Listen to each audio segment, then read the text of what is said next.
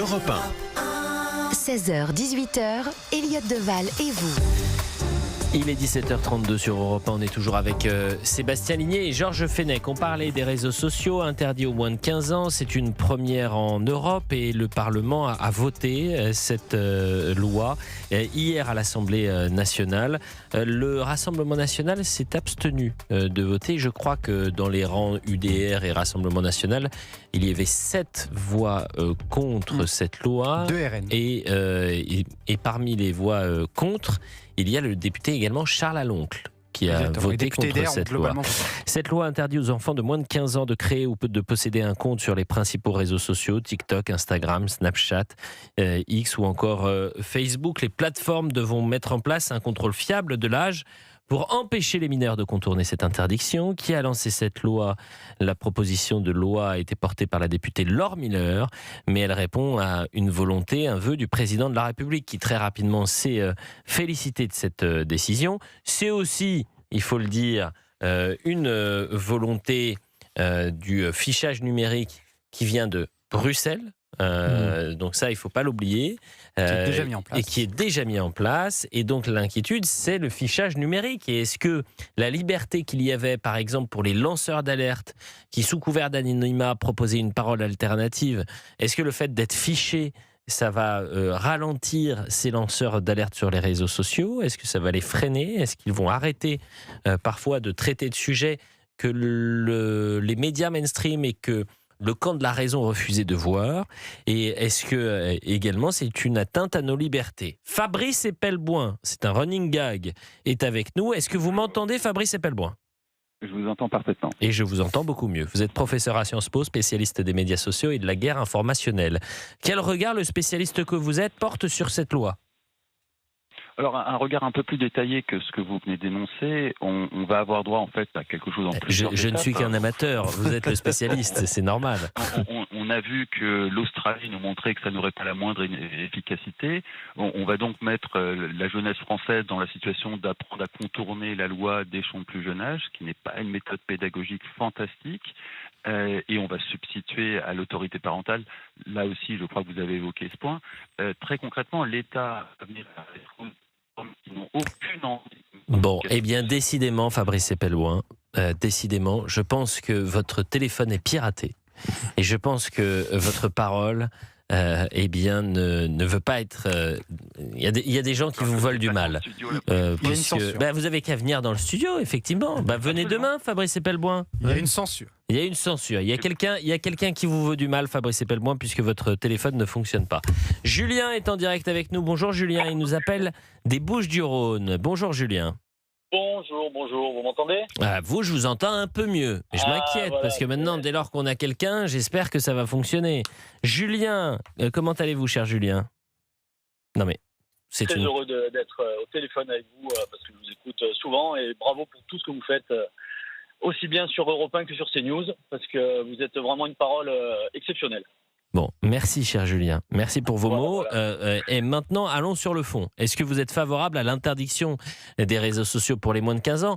J'ai quand même l'impression que ça, il y a consensus, c'est-à-dire de protéger nos enfants, même si c'est vrai que l'État qui se substitue aux parents, c'est aux parents d'interdire, c'est pas à l'État d'interdire. Mais bon, ça c'est un premier point. Mais alors, moi, je suis tout à fait d'accord. Alors moi, j'irais même plus loin parce que 15 ans, je trouve que ils sont pas encore très très cuits les cerveaux de nos enfants à 15 ans. Donc je pense qu'on pourrait pousser encore un petit peu plus loin. Moi, pour info, j'ai un enfant de 14 ans. Les réseaux sociaux, c'est un carnage, je trouve, pour tout. C'est bon ça. Il a un smartphone, votre fils? Ah oui, il a un smartphone, et oui, obligatoirement, puisque vous savez que maintenant, on est très inquiets quand ils partent. Nous, nos parents l'étaient moins, mais maintenant, nous, on est inquiets pour un oui, pour un non. Donc, ils ont tous des smartphones. Bon, mais je peux comprendre. Vous avez combien d'enfants? Vous avez un? Alors, j'ai une fille de 6 ans et un de 14 ans. Vous avez une fille de 6 ans, oui.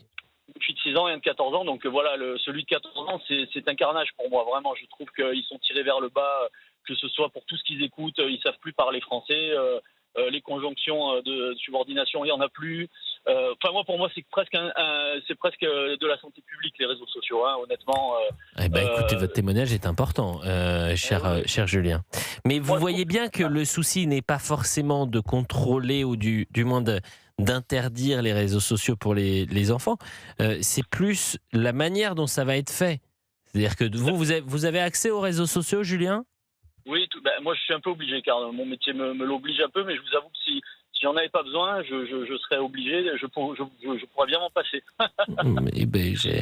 Je l'entends également. Simplement, Julien, vous avez bien compris que nos coordonnées demain seront dans une banque de données. On ne sait même pas auprès de qui, auprès de quoi, et on a un peu peur qu'avec les piratages, il puisse se passer quelque chose. Vous voyez ce que je veux dire ? Oui, je vois bien. Bon, après, pour moi, l'anonymat sur les réseaux sociaux aussi, c'est une ineptie absolue, hein, parce que de toute façon, les sujets sont trop graves sur les réseaux sociaux pour qu'on se cache derrière des pseudos. Moi, je pense qu'il faut assumer ce qu'on dit. C'est un petit peu la ligne éditoriale aussi de ce que vous faites sur CNews et sur Europe 1. Il faut être raccord avec sa pensée. Et en fait, l'anonymat permet de dire tout et son contraire, même si on ne le pense pas. Donc, pour moi, l'anonymat, il faut le lever sur les réseaux. Il faut que tout le monde parle en son nom avec ce qu'il pense vraiment. Ça éviterait beaucoup d'amalgames, beaucoup de polémiques pour rien aussi, parce que voilà. Sauf que l'anonymat, Julien, sur les réseaux sociaux, et j'en suis parfois victime de cet anonymat. Vous imaginez bien que vous pouvez recevoir des messages de haine.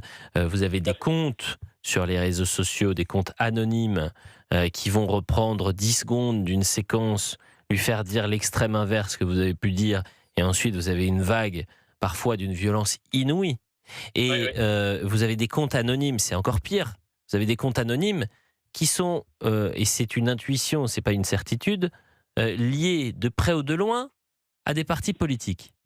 Donc ces comptes-là, évidemment, cet anonymat-là, il est problématique.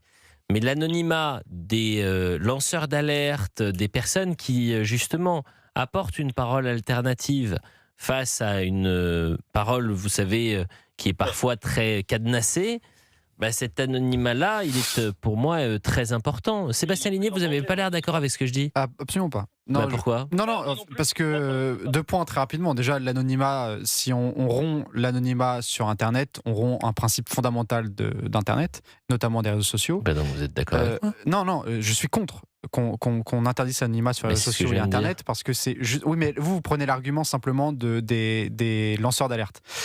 C'est pas le sujet en réalité. Le sujet, c'est qu'il faut qu'on arrive à retracer plus facilement, parce que quand on se présente à la justice avec des messages de haine, ils peuvent très facilement retrouver l'identité. Pas le très problème, facilement. Ils peuvent le retrouver. Le problème, c'est qu'il faut faciliter. Il y en a des milliers et des milliers. Mais c'est ça la mission, c'est de faire en sorte qu'un message anonyme, si on porte plainte, on puisse retrouver rapidement et que la personne derrière soit sanctionnée. En réalité, l'anonymat sur Internet, de fait, elle n'existe déjà pas, parce qu'on peut retrouver l'identité d'une personne.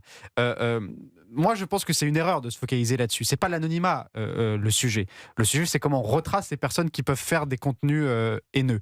Après, simplement, sur les réseaux sociaux, pour moi, on se trompe de sujet aussi, parce que si le but premier, c'est la santé publique, comme vous le disiez très justement, et en effet, il y a une question de santé publique, notamment de capacité d'attention. Vous avez des enquêtes, notamment américaines, qui montrent, preuve à l'appui, comment l'attention des enfants a chuté. D'ailleurs, même les adultes, nous on le voit, même moi, je vois ma capacité d'attention, elle a chuté à cause des téléphones. Vous êtes scotché à votre téléphone pendant l'émission. Alors, imaginez la capacité d'attention d'un enfant qui a ça dès l'âge de 6 ans. Allez lui faire lire Les Misérables, quand sa capacité d'attention à cause de TikTok, elle est à 10 secondes. Mais le sujet, c'est que si c'est vraiment ça, la priorité du gouvernement, c'est pas les réseaux sociaux qu'il faut interdire, c'est les smartphones. Vous dites, on interdit les smartphones avant l'âge de 15 ans. Et là, il n'y a plus de question de vérification d'identité. Julien est toujours avec nous, il nous reste 30 secondes avant une courte pause. On ira voir Ludovic, un Parisien, dans quelques instants, mais restons dans les Bouches-du-Rhône. Le mot de la fin avant une pause, Julien ?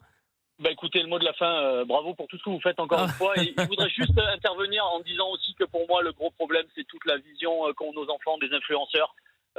Pour moi, c'est terrible, parce que ils regardent des personnes qui font de l'argent avec rien, et ça pousse la plupart des enfants à vraiment vers le bas. Ça nous tire vers le bas, c'est terrible. Je vous réponds juste sur un point. Il y a les mauvais et les bons influenceurs. Il s'avère que j'ai la chance, et c'est une chance miraculeuse, d'être au plus près de quelqu'un et qui sait ce que c'est l'influence dans ce qui est de la mode, etc. Et qui crée, qui innove, qui propose du beau. Et donc, j'ai découvert ce milieu-là. J'étais extrêmement réfractaire à ce milieu, un peu comme vous, cher Julien, parce que j'ai bien conscience qu'il peut y avoir du très mauvais, mais il peut y avoir aussi du très très bon. Et vous pouvez avoir dans ce milieu-là de très belles